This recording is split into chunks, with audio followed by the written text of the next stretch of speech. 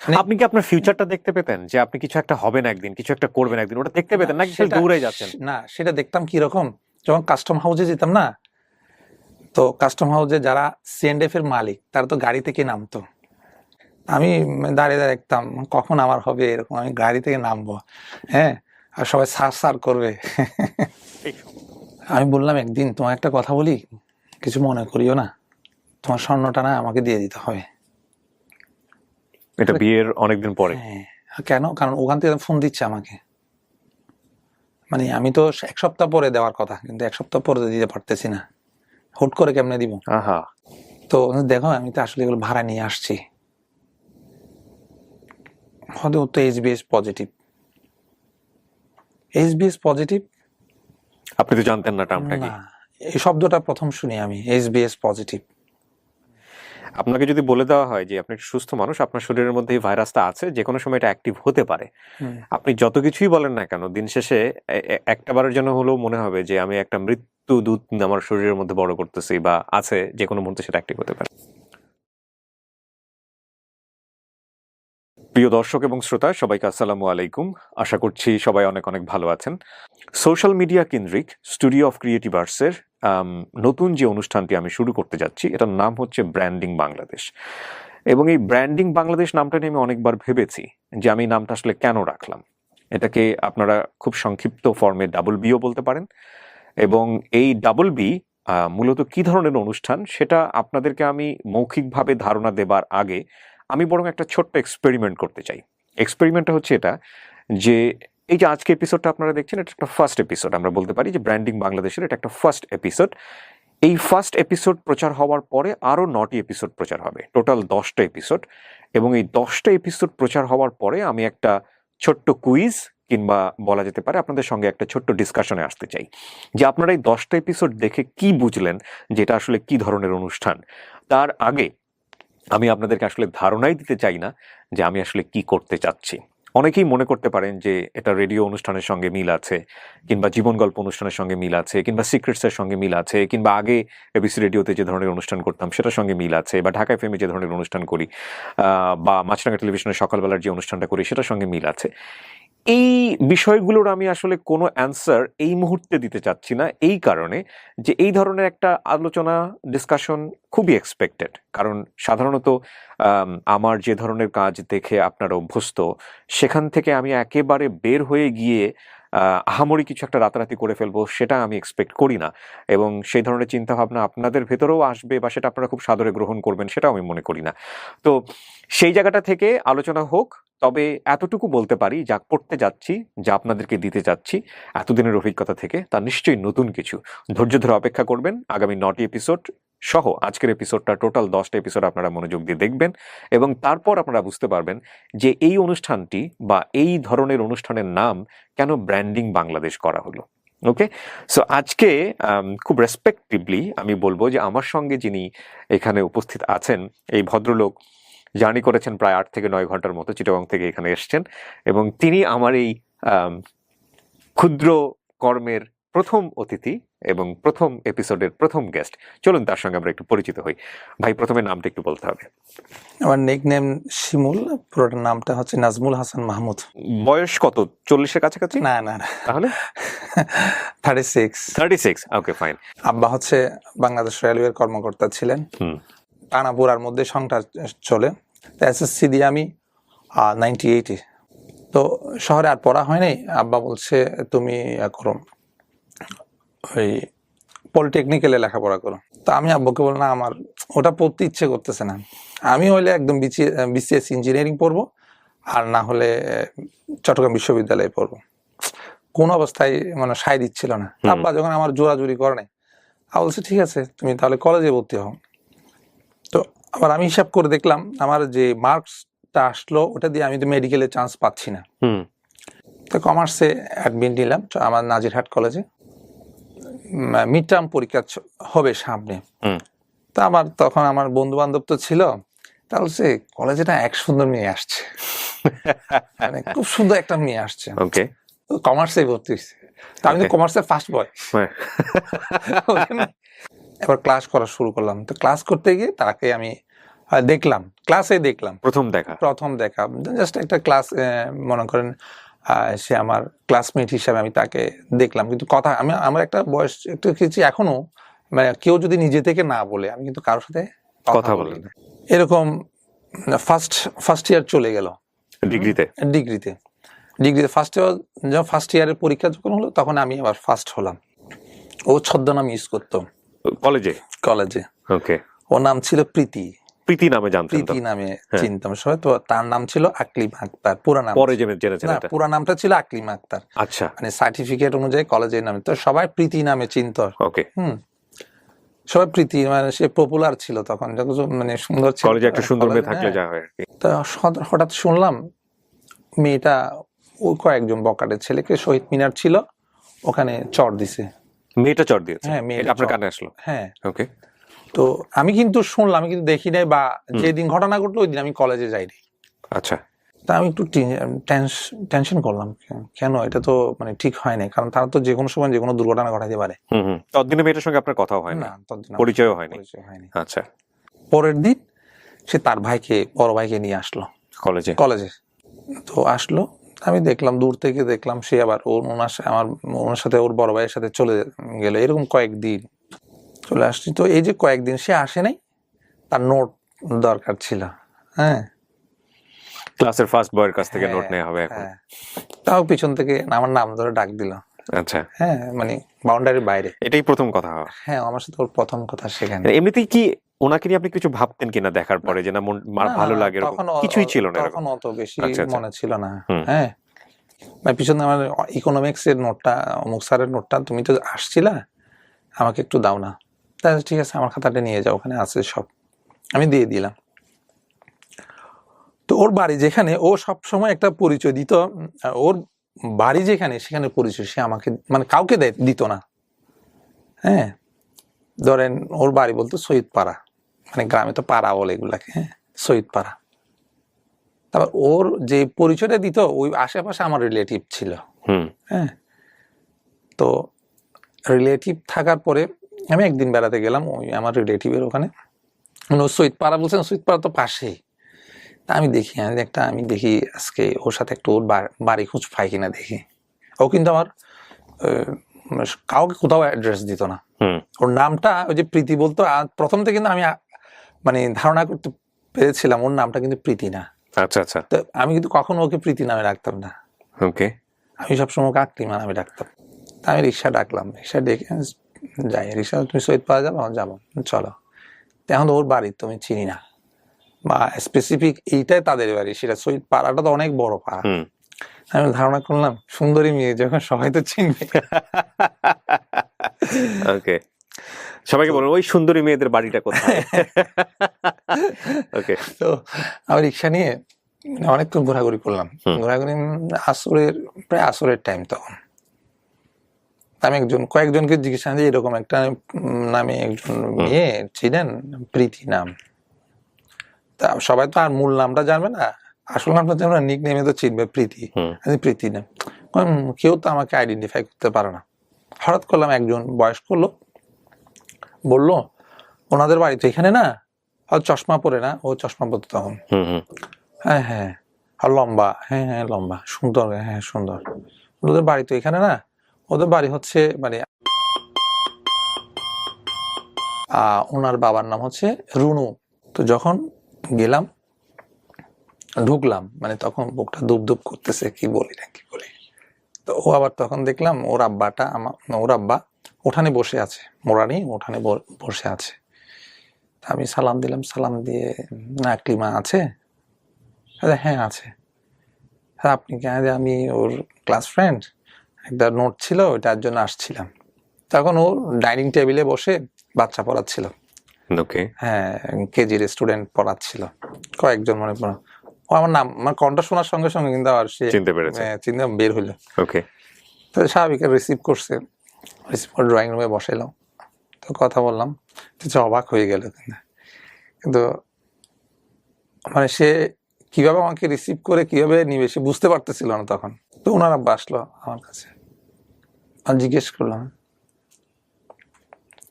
তা আমার অনেকক্ষণ উনি কথা বললো, জি। তো যখন আমি কথা বললাম, কথা বলার সঙ্গে সঙ্গে আমি কিছু তরিকতের আলোচনা করলাম, মানে আধ্যাত্মিকতার বিষয় নিয়ে আলোচনা করলাম, জ্ঞান।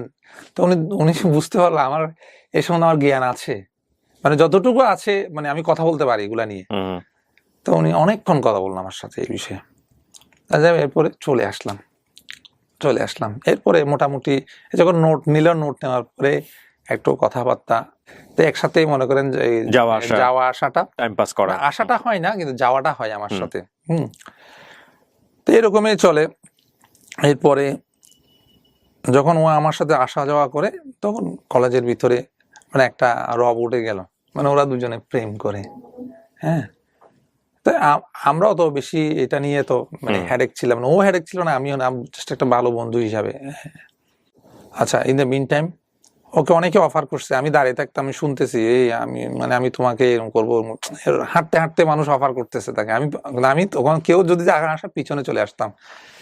তো এরকম, তো একদিন দেখলাম সবাই মোটামুটি কলেজের টিচার নিয়ে সবাই এক সুরে বলছে না আমরাই একসাথে প্রেম করি, যেহেতু মুভমেন্ট করেন একসাথে সবাই। এটা মিনটা ও একদিন আমার বাড়িতে নিয়ে গেলাম তাকে, গ্রামের বাড়িতে। তো আমার আব্বা আম্মারও ওকে দেখে না খুব পছন্দ করছে। আব্বা আম্মা মনে করছে মনে হয় আমার ছেলে প্রেম করে, একদম প্রকাশ করে না, কিন্তু আমি বুঝতে পারছি। আমার ভাইরাও দেখি, আমার ভাই বোনরাও মোটামুটি সবাই রিসিভ করছে। এবং এরপরে ঈদে আমি ওদের বাড়িতে গেলাম, ঈদের সময় বাড়িতে গেলাম। তো এরপরে দেখি আমার ভাইও গেছে, আমার ছোট ভাইটা, এই কেমন কেমন খবর নিয়ে ও চলে গেছে। দুর্ভাগ্যবশত মানে আমি ফেল করে ফেললাম, ক্লাসের ফার্স্ট বয় ফেল করে ফেললো। আমি ফেল করলাম, একমাত্র ওই পাস করছে, আমাদের ব্যাচের সবাই ফেল, মানে ডিগ্রি ফাইনাল পরীক্ষায়। এটা আমি তো মেনে নিতে পারতেছিলাম না, খুব স্বাভাবিক, অসম্ভব ব্যাপার। আমি তো ফেল করার লোক না বা ছেলে না। কিসে ফেল করলাম? ইংরেজিতে। চলে আসলো ইয়াতে, শহর, ও গ্রামেই ছিল। আমি আমার মতো করে আবার প্রিপারেশন নিয়ে, এখন কি আমি কি একটা পরীক্ষা দিব নাকি সবগুলা দিব? একটা পরীক্ষা দিয়ে পাশ করা আমার জন্য আবার কি কেমন, একটা পরীক্ষার এফার্ট দিয়ে পাশ করব? আমি সব দিব, আমি আবার সব পরীক্ষা দিয়ে তারপর আবার পাশ করবো। একটা পরীক্ষা দিয়ে আবার আমি আমার ক্লাসটা লেখাতে চাই না, আমি একবার তো পাশ, অন্য সাবজেক্টে পাশ করছি, কিন্তু আমাদের ওই সময় একটা সুযোগ ছিল, একটা পরীক্ষা দিতে চাইলে পারতাম না, আমি সব দিব, এই সব দিলাম। ইন দ্য মিন টাইম আমি একটা বিজনেস শুরু করলাম, মানে আমার স্ট্রাগল জীবনের প্রথম, মানে বাবা তো রিটায়ার্ড, কিছু করতে হবে। তো আমার এক বন্ধু আমাকে, শুরু করলাম না ওইরকম, আমার এক বন্ধু এসে আমাকে বললো, স্কুল ফ্রেন্ড, সে আমাদের স্কুল ফ্রেন্ড, হয়তো বনফুলের একটা এজেন্ট দিচ্ছে, অল্প টাকা হলে চলে। বনফুল মিষ্টি, ওই যে বনফুল মিষ্টি, আচ্ছা, কত টাকা লাগবে? হয়তো মনে হয় 20-25 হাজার টাকা দিলে হবে। আব্বাকে বললাম, যেহেতু আমি তো মনে করেন ডিগ্রি আবার নতুন করে, আমার ক্লাসটা অত বেশি করতে হচ্ছে না, তাই ফাঁকে ফাঁকে এই কাজটা আমি শুরু করলাম। আব্বাকে বললাম, আমি ব্যবসা করবো। কি ব্যবসা? আমি এজেন্ট নিব। হয়তো না, এগুলো তো পারবো না। কেন? হ্যাঁ, আমাদের ফ্যামিলিতে কেউ ব্যবসা করে নাই, আমাদের ফ্যামিলিতে সবাই চাকরিজীবী, তোমার দাদা করছে, আমি করছি, আমার দাদার দাদাও করছে, সবাই চাকরি, কেউ তো বাইরে জানি, আমার বাংলাদেশ রেলওয়ের সাথে সম্পৃক্ত সবাই। হয়তো না, তুমি পারবো না। হয়তো না, আমি পারবো। তা আব্বাকে জোড়া আব্বা আমাকে টাকা দিল 20,000 টাকা, তার বন্ধুটা আমাকে 5,000 টাকা দিল, 25,000 টাকা দিয়ে আমি ওদের বিজনেস শুরু করলাম। বিজনেস মানে ওদের অফিসে গেলাম। ওদের অফিসে গেলাম, হ্যাঁ, ওদের সব বায়োডাটা দিলাম, সব লিস্ট করলাম। তো বলছে মাল কিনো। ঠিক আছে, মাল কিনবো। কত টাকার মাল কিনবেন? 25,000 টাকা। না, 25,000 টাকা মাল তো দেওয়া যাবে না। কেন? আমার গাড়িটা পৌঁছতে এখানে একটা তেল খরচ আছে না, তেল খরচের জন্য 50,000 টাকার মাল কিনতে হবে। তো আমি কোথায় পাই আর 25,000 টাকা? আচ্ছা, এসে দুই বন্ধু মিলে আবার মানে চিন্তা করলাম, তো ধার করলাম। কত সালের গল্প এটা? এটা 2004-এর দিকে। 2004-এ আমি আমাদের রেজাল্ট দিল। কিন্তু এই জিনিসগুলো কিনে আপনি বিজনেস করবেন কোথায়? দোকান কেনা হয়েছে? না না, দোকানে কেনা হয়নি। এজেন্ট হলো একটা রুম নিলে তো হয়। ও আচ্ছা আচ্ছা, আপনি কিনে নিয়ে আবার বিভিন্ন দোকানে দিয়ে দিবেন। দোকানে সেল। আচ্ছা আচ্ছা আচ্ছা, ওকে। আর বিজনেস তো তখন ধারণা ছিল না, আমি তো অত খুব সহজ মনে করছিলাম, Right. আসলে তো অত সহজ না রাইট বিজনেসটা। Right right, it's difficult. হ্যাঁ, তো করলাম কি, ধার করে আবার 50,000 টাকা নিয়ে গেলাম, 50 মাল দিল। যেহেতু আমার ক্যাপিটাল ছিল না, আমাকে সব টানির মধ্যেই বিজনেসটাকে রান করতে হতো। তখন আমি তো অত সময় দিতে, আমি তো আমার পড়ার মধ্যে মনোযোগ, কারণ আমি একটা পরীক্ষা দেবো না, আমাকে সব পরীক্ষা দিতে হবে। আমি পড়া নিয়ে ব্যস্ত থাকতাম, ওই আমার বন্ধুটাই বিজনেস দেখাশোনা করতো, আচ্ছা। সে ওয়ার্কিং পার্টনার হিসেবে ছিল। তো আমার সবসময় একটা টেনশন কাজ করতো, প্রতিবারই মাল আনতে আবার কিছু একটা ইনভেস্ট করতে হতো। ওকে, ওই টাকাটা আসবে কোথায়? আবার কোথা থেকে আসবে, আবার আব্বু থেকে নেওয়া বা বোনদের কাছ থেকে, আমার বোন যিনি বিয়ে হয়ে গেছে উনি তো আমার দুলাভাইয়ের কাছ থেকে মানে চেয়ে নেওয়া, এরকম টুকটাক আবার দিয়ে দেওয়া, এগুলা এরকম করতাম। কিন্তু আমার পরীক্ষা হয়ে যাওয়ার পরে এসে তো আর আমার তেমন একটা আকলিমার সঙ্গে আর যোগাযোগ নাই। যোগাযোগ হয় না। মাঝে মধ্যে তখন ফোন বের হলো, হ্যাঁ দোকান ছিল তো ওদের বাড়ির পাশে একটা, এরকম আমাদের যেরকম বাড়ির পাশে একটা ফোন সেন্টার ছিল, ওখান থেকে কল করতাম, ওর নাম্বারটা নিয়ে আমি ফোনে কথা বলতাম, জাস্ট হাই হ্যালো কেমন আছে ডেকে দিতে বললে ডেকে দিত, 10-20 মিনিট ওখানে কথা বলতাম এমনি জাস্ট। সিটি কলেজে ম্যানেজমেন্টে মাস্টার্স করার জন্য ভর্তি হলো, আমি পড়ালেখা শুরু করলাম, এদিকে পরীক্ষা দিব। আবার পরীক্ষা দেওয়ার বিজনেসের ভিতরে অনেক আমার সে ঈদ আসলো, আমি অনেক ইনভেস্ট করলাম, আমার বন্ধুটা মিন্দাম একটা সময়ে দেখলাম যে ক্যাপিটালের ঘাটতি হলো, আমি হিসাব ঠিক আছে ক্যাপিটাল নাই, কিন্তু আমি ক্যাপিটাল এনে দিলাম, ক্যাপিটাল কই? সে বলছে আমি জানি না। কি জানো না, এটা কি অসম্ভব? জানো, তোমাকে হিসাবে বসো। দেখি আমার মার্কেটের ক্রেডিটে যেগুলো ক্রেডিট দেওয়া হলো, কিন্তু আমার ওখানে খাতায় নাই।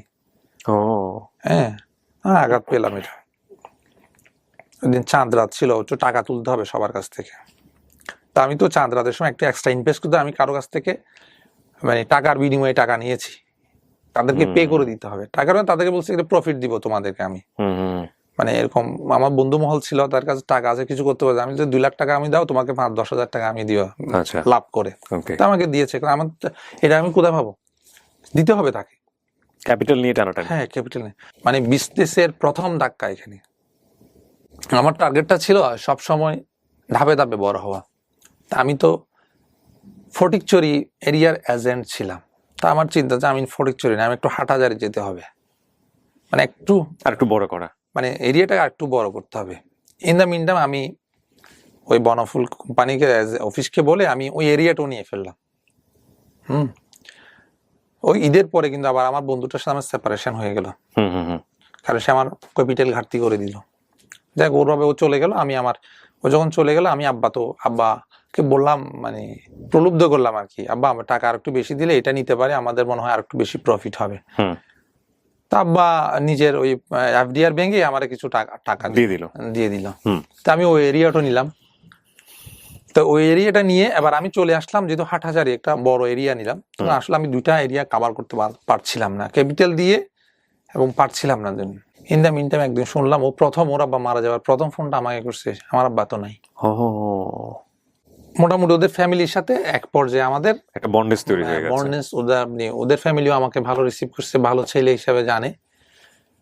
ওরা মানে মা বা ভাই বোন সবাই আমাকে মোটামুটি রিসিভ করছে। মানে এখন মাঝে মাঝে আমার কাছে কিছু কিছু শেয়ারও করে, ফ্যামিলিগত কিছু শেয়ারও করে।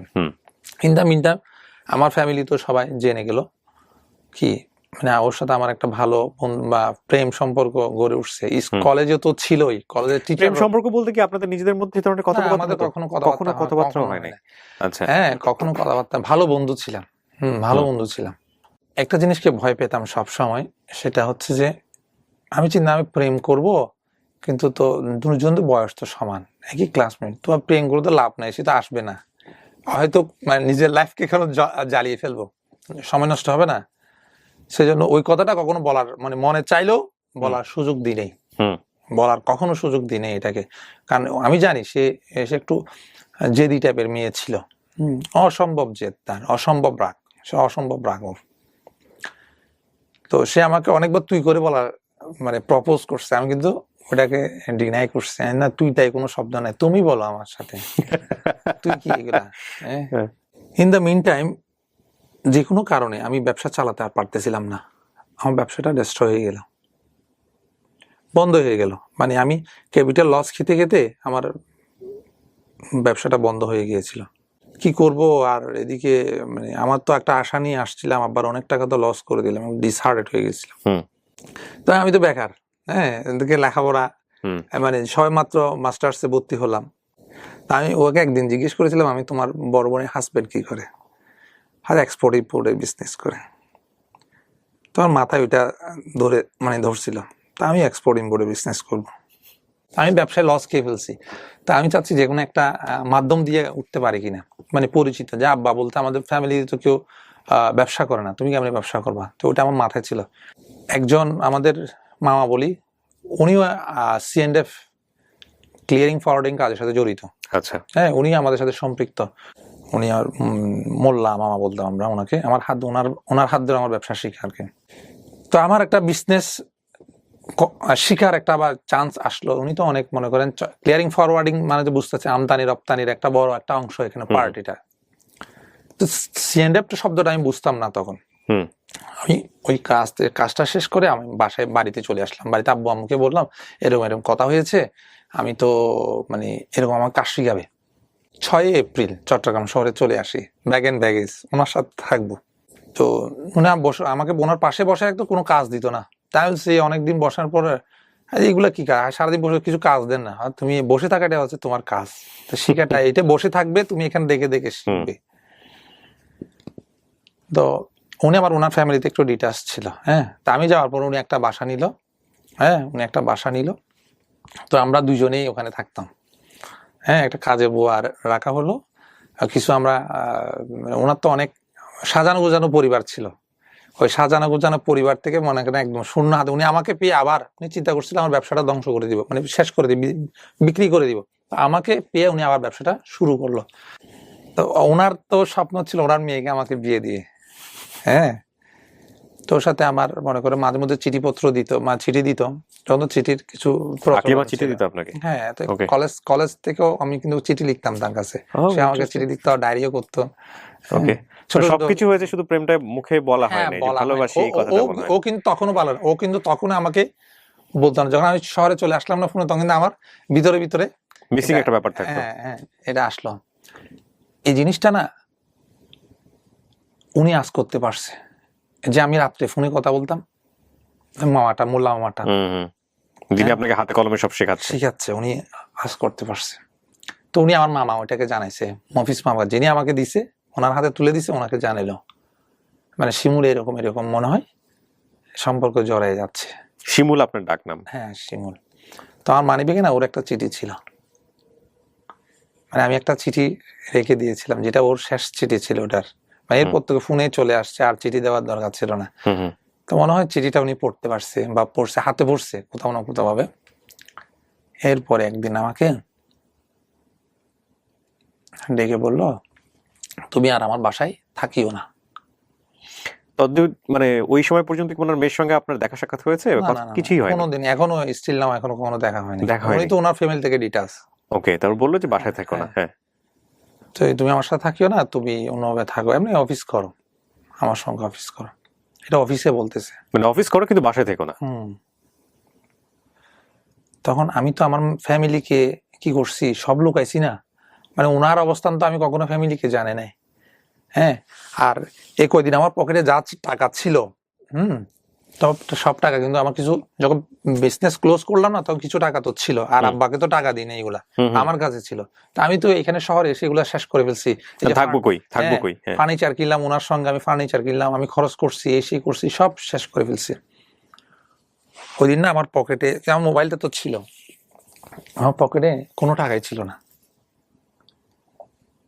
আমি কি করি এখন? আমি তো কার মুখ দেখা, আমি তো অনেক বড় স্বপ্ন নিয়ে চট্টগ্রাম শহরে আসছি, এক্সপোর্ট ইম্পোর্টের বিজনেস, C&F শিখতেছি। হ্যাঁ, সবাইকে আমি স্বপ্ন দেখাচ্ছি, আব্বা আম্মাকে আমি স্বপ্ন দেখাচ্ছি। তো আমি আর কোনো, ওনাকে ফোন করলাম, মামা আমাকে না এরকম এরকম বলছে। তো সন্ধ্যা হয়ে পার হয়ে যাওয়ার পরে আমি জানি না আমি কোথায় থাকবো। তা আমি না আগ্রাবাদ, মতিঝিল যেরকম এরিয়া, আগ্রাবাদটা হচ্ছে চট্টগ্রামের জন্য ব্যস্ততম জায়গা আর কি, অফিসিয়াল পাড়া, ব্যাংক পাড়া এটা। তো রাতে আর কোথায় যাওয়ার জায়গা তো নাই, কিন্তু আত্মীয় স্বজন তো অনেক আছে, কিন্তু তাদেরকে আমি কি বলতে পারবো? তাদের কাছে তো আমি যেতে পারি। তারাও তো আমাকে যখন চট্টগ্রাম শহরে চলে আসি তারাও জানে শিমুল অনেক এখন টাকা কামাচ্ছে মনে হয়, হ্যাঁ, কিন্তু আসলে তো কোনো টাকা কামাচ্ছি না, এখন কারো কাছে ছোট হতে পারছি না।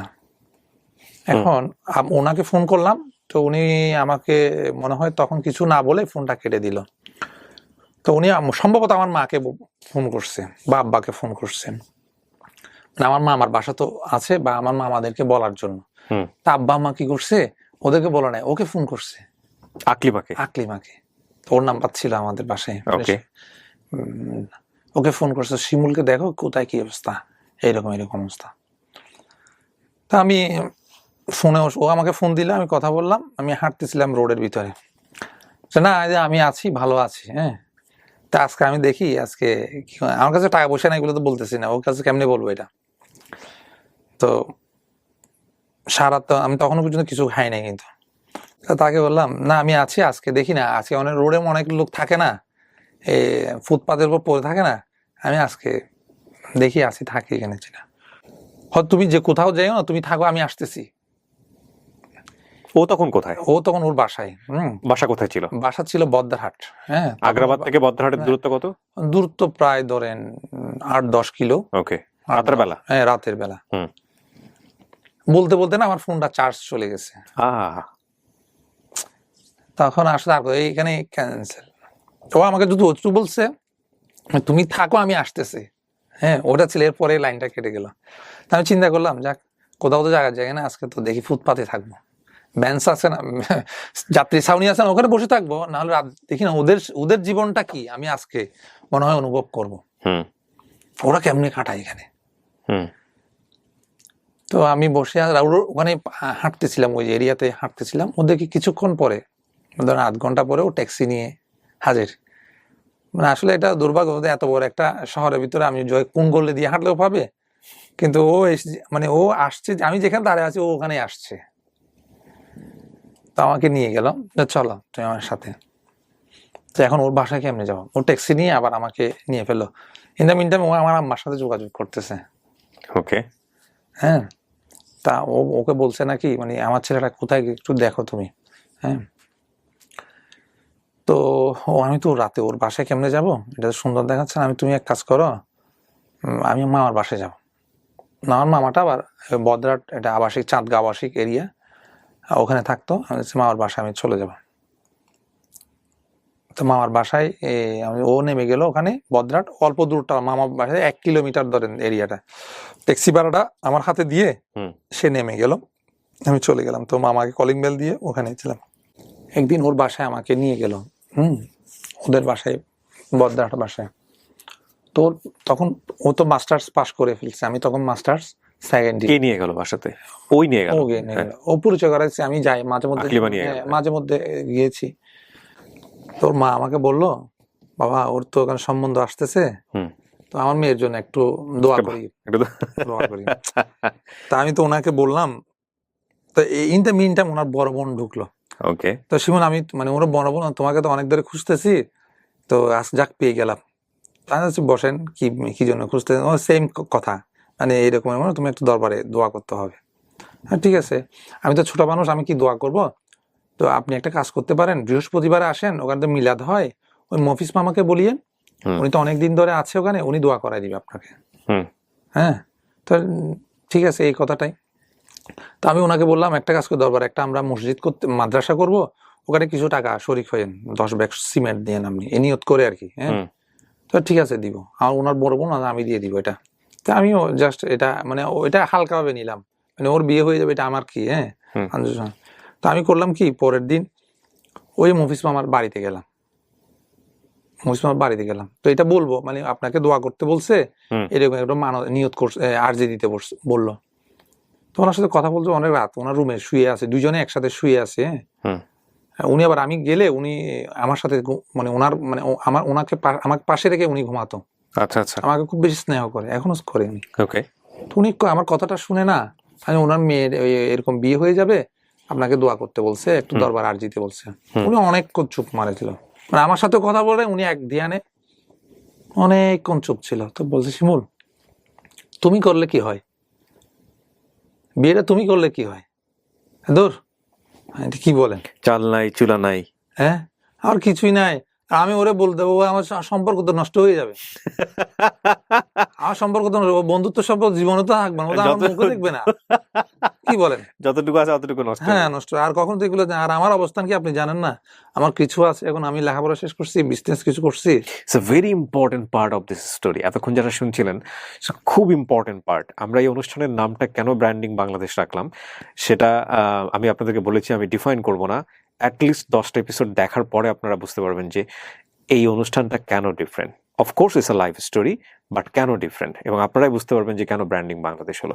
So it's very turning point, please listen. হ্যাঁ, তো না হলে আমি বলছি তো, এটা হলে ঘরের এটা 10 হাত না ঘরটা, তুমি 5 হাত দাও, 5 হাত ও যদি আসে করবা, না করে নেই, 5 হাত তোমাকে যেতে হবে কিন্তু। মানে তোমার কাজটা তুমি করে রাখো। হ্যাঁ, 5 হাত তোমাকে যেতে হবে। এখন আমি তো ওনাকে মুরব্বী মানি, মানে তরিকতের জগতে ওনাকে আমি মুরব্বী মানতাম, এখনো মানি। আচ্ছা, উনি যখন বলছে, এটা খুব বলি না, নিশ্চয়ই এটা কোনো একটা ইস্যু তো আছে। তো ওকে ফোন দিলাম পরের দিন, ওখান থেকে বের হয়ে আসার সময়, আমি তোমার সাথে আজকে একটু কথা আছে আমার। তো বলছে, হ্যাঁ তোমার একটু জরুরি কথা আছে, একটু সময় দিতে হবে আমাকে। তো বলছে, আমি তো চাকরিতে আছি, ও চাকরি করতেছে কিন্তু, তো আমার সময়টা এখন শেষ হবে, এতক্ষণে শেষ হবে, এরপর আসলে হবে? হবে। তা আমি ওকে বললাম, তুমি এক কাজ করিও না, হ্যাঁ আমি আসবো এখানে, তুমি এখানে আসিও। তো আসলাম, এসে একটা গাড়ি নিলাম, গাড়ি নিয়ে বিচে চলে গেলাম, পতেঙ্গা বিচ যেটা আছে না, পতেঙ্গা বিচে চলে গেলাম। তো পাথরের উপর বসলাম দুজনে, পাশাপাশি, মানে একটু দূরত্ব রেখেই বসি, কারণ ওকে কখনো, আমি কিন্তু একটা অনেক দিনের সম্পর্ক, কখনো ওকে হাতে টাচ করিনি, আমি স্পর্শ করি, মানে ওর হাত ধরে নেয়, দুষ্টামি করিনি, গায়ে হাত লাগাইনি কোনোদিন।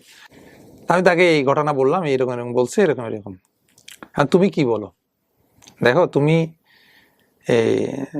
আমি, এটা আমার কথা না, এটা ওনার কথা, আমি জাস্ট ওনার কথাটাই আমার মুখ দিয়ে বললাম, এটা তোমার decision, as you like, you do or not. আমি আসলে আশা করেছিলাম ও আমাকে তখনই না বলবে, আমি আশা করেছিলাম। তখন ও চোখ দিয়ে পানি পড়তেছে, আমি ভয় পেয়ে গেলাম, আরে কি বিপদ রে, কোন বিপদ বলবে, এরকম একটা পাবলিক প্লেসে, পাবলিক প্লেস। তো আমাকে বললাম, আচ্ছা যদি আমি হ্যাঁ বলি, আমার তো এখন বিয়ের বয়স, তোমার তো কিছুই নাই, তো তুমি আমাকে কিভাবে বিয়ে করবে? তুমি ইয়েস বলে হ্যাঁ বলে হ্যাঁ বলো, না বলে না বলো, আমি অতটুকুই আনসার শুনতে চাই। তোমাকে হ্যাঁ বললো, হ্যাঁ বললো, তখন আমার গাটা, মানে শরীরটা না ভর হয়ে গেল। আমি আশা করছি কি ও বললো কি, আচ্ছা হ্যাঁ চলো, সন্ধ্যা হয়ে গেছে, চলো। তো গাড়িতে চলে আসতেছি, তো সে প্রথম, মনে হয় সে প্রথম ওই দিন আমার হাতটা ধরছে, সেই প্রথম ধরেছে। হ্যাঁ, আমার হাতটা এরকম ছিল, লাকি গাই। হ্যাঁ, সে আমার হাতটা ধরছে, তো হাত মানে একটু ছুঁয়েছে আর কি, তখন অত বেশি না, হাত ছুঁয়ালো। তো বাসায় চলে আসছে, ওকে নামা দিয়ে আমি মামার বাসায় চলে আসলাম। তা মামাকে বললাম, মামা আমাকে তো এরকম হ্যাঁ বলছে। এখন এর পরিবারের ভিতরে, এখন ও যা যুদ্ধ করতেছে, এগুলো করতেছে, আমার তো কিছু নাই এখানে, হ্যাঁ, মানে ওর ফ্যামিলি কিভাবে রাজি করবে, এগুলো ওর, মানে ওর বিষয়, হ্যাঁ। একদিন না ও আমাকে ফোন করে বলল, মানে আমার তো বিয়ে ঠিক হয়ে যাচ্ছে এরকম।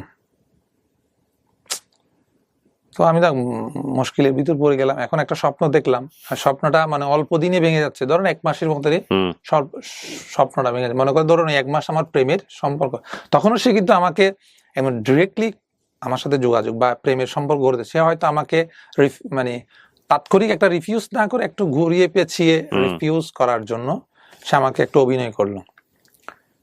তো সে চেয়েছিল মানে ওদের পরিবার আমাকে না বলবে, তারপর আমি পিছিয়ে চলে আসবো।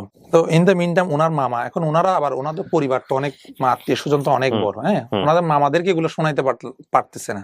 এখন ওনার মামা আত্মীয় স্বজন একজনে একটা প্রপোজাল নিয়ে আসছে। প্রপোজাল নিয়ে আসার পরে একদম সব ফাইনাল, সব দিন তারিখ সব ফাইনাল করে ফেললো ওরা, জাস্ট দেখা দেখি হবে ওখানে, ইয়েস নো হয়ে যাবে, মানে অনুষ্ঠান হয়ে যাবে আগে ফাইনাল, কিন্তু তখন দেখা হয়নি। তখন আমাকে একদিন ফোন দিল, আরে এরকম ফাইনাল হয়ে গেছে। কষ্ট, মানে তখন আসলে একটু মানে কষ্টটা পাচ্ছি, সারা রাত ঘুমাইনি।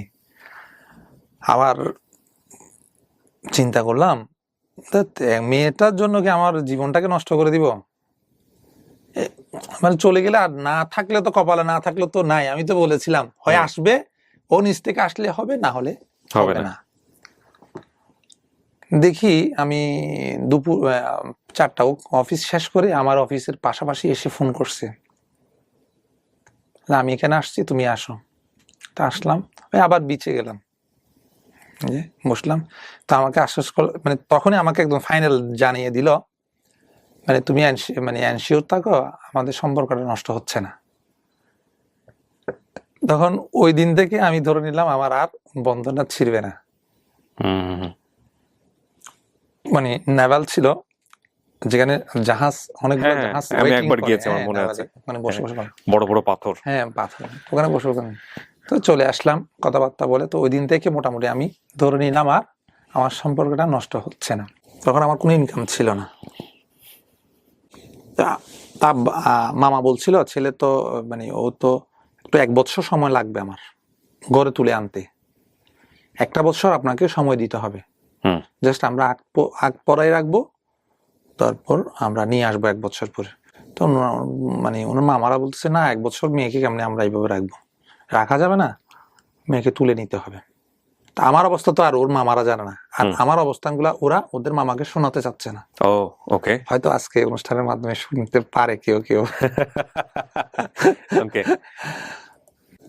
মানে কাবিন নামা নিয়ে আমাদের চট্টগ্রাম তো কাবিন নামা একটু বেশি ধরে, স্বর্ণ বেশি ধরে। তো এগুলা নিয়ে একটু কথা কাটাকাটি। আমি করছি কি, ফোন করছি, তো আমি যে তুমি স্বর্ণ নিয়ে কেন চিন্তা করতেছ? ধরেন ওরা চাচ্ছে 20 লাখ টাকা কামিন, হ্যাঁ, এই 10 ভরি 15 ভরি এরকম বেশি করে স্বর্ণ। তা আমার ছেলে তত অবস্থার নাই, দিতে পারবে না। তা আমি ফোন করছি, যখন আমি শুনতে পাচ্ছি এখানে কথা কাটাকাটি হচ্ছে, কাটাকাটি হয়ে গেলে তো আবার অনুষ্ঠান নষ্ট হয়ে যাবে। আমি একটু কৌশল অবলম্বন করলাম, আর দূর যা বলে তুমি রাজি হয়ে যাও, তুমি যা বলে দেওয়ার মালিক তো আমি, রাজি হয়ে যাও। তোমার 10 ভরি দিব না 8 ভরি দিব না 20 ভরি দিব, এটা আমার দায়িত্ব। আমি তোমার বেশি দিলে সমস্যা আছে? ওনার বড় বোনকে ফোন দিলাম, আপা এগুলো নিয়ে চিন্তা করেন না, এগুলো দেওয়ার মালিক তো আমি।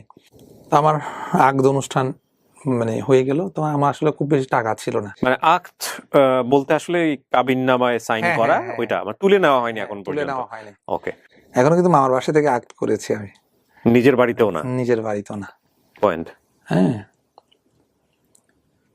এরপর যখন আমি এবার ওদের বাসায় যাওয়া আসা শুরু হলো, মানে আনুষ্ঠানিক ভাবে আর কি, মানে বন্ধু বান্ধব নিয়ে যাওয়া, ভাইদেরকে নিয়ে যাওয়া, এভাবে অনুষ্ঠান গেলাম।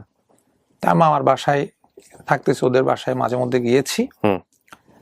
একদিন আমাদের একটা ব্লাড ডোনার্স ব্যাংক ছিল, আঞ্জুমানে মুত্তাবিনী গাউসে মাইজবান্ডের একটা ব্লাড ডোনার্স। আমরা মানুষকে স্বেচ্ছায় রক্ত দিই, হ্যাঁ, কেউ ফোন করলে আমরা গিয়ে রক্ত দিয়ে আসি। তখন আমি বেশ কয়েকবার এরকম রক্ত দিয়েছি। তো একদিন একজনে ফোন করলো, চিটাং মেডিকেলে রক্ত দিতে হবে। আমি ওকে যাবো, আমি দিয়ে আসবো। তা আমি গিয়ে দিয়ে আসলাম। দিয়ে আসার পরে মানে ক্লান্ত লাগছিল, এসে বিকেলে ঘুমাইলাম। ঘুমানোর পরে আমার মামতো ভাইকে ফোন করলো, মানে শিমুল কোথায়, মানে যাকে রক্ত দিয়েছি আবার এটা ওনাদের আত্মীয় ছিল।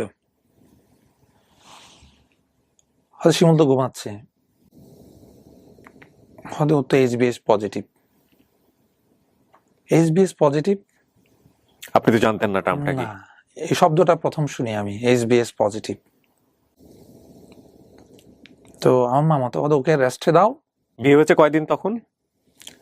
ধরেন 4-5 মাস তো পার হয়ে গেল। তখন 4-5 মাস পার হয়ে গেছে, এখন পর্যন্ত বউকে নিজের সংসারে আনা হয় না। তখন আমি তো মামার বাসায়, তখন আপনি নিজে মামার বাসায়। ওই সময় এরকম একটা রেজাল্ট আসলো। এটা মানে ও মানে লিভার সিরোসিস জাতীয় অসুখ আর কি। হ্যাঁ, একটা ডাক্তার দেখলাম, বিশ্বজিৎ দত্ত। ওনাকে রিপোর্টটা দেখানোর পরে উনি আমাকে জাস্ট, না আপনারটা তো ইনঅ্যাক্টিভ, খুব একটা সমস্যা নেই, আপনি লাইফ লিড করেন, কোনো ওষুধপত্রের দরকার নেই। তারপরেও নিজকে আর মানায় নিতে পারতেছিলাম না। ধরেন তখন আমার এমন হলো, সর্দি কাশি গায়ে জ্বর এগুলো লেগেই, মানে এরপর থেকে লেগেই আছে।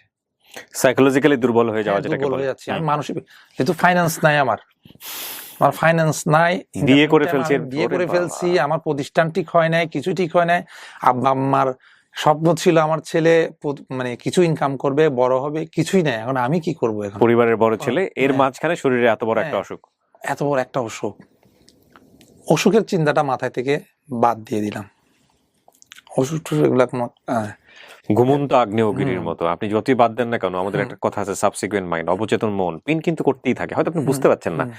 আপনাকে যদি বলে দেওয়া হয় যে আপনি একটা সুস্থ মানুষ, আপনার শরীরের মধ্যে এই ভাইরাসটা আছে, যে কোনো সময় এটা অ্যাক্টিভ হতে পারে, আপনি যত কিছুই বলেন না কেন, দিন শেষে একটা বারের জন্য হলেও মনে হবে যে আমি একটা মৃত্যু দূত আমার শরীরের মধ্যে বড় করতেছি, বা আছে, যে কোনো মুহূর্তে সেটা অ্যাক্টিভ হতে পারে। হ্যাঁ হ্যাঁ হ্যাঁ। সো এটা সাইলেন্টলি কাজ করে, বাট ওভারকাম করতে হয় না, আর কি। কারণ আমি তো এক সংগ্রামী জীবনের সাথে আছি। আমাকে এটা যদি মাথায় আনে আমার কাজ, আমি লক্ষ্য পৌঁছতে পারবো না।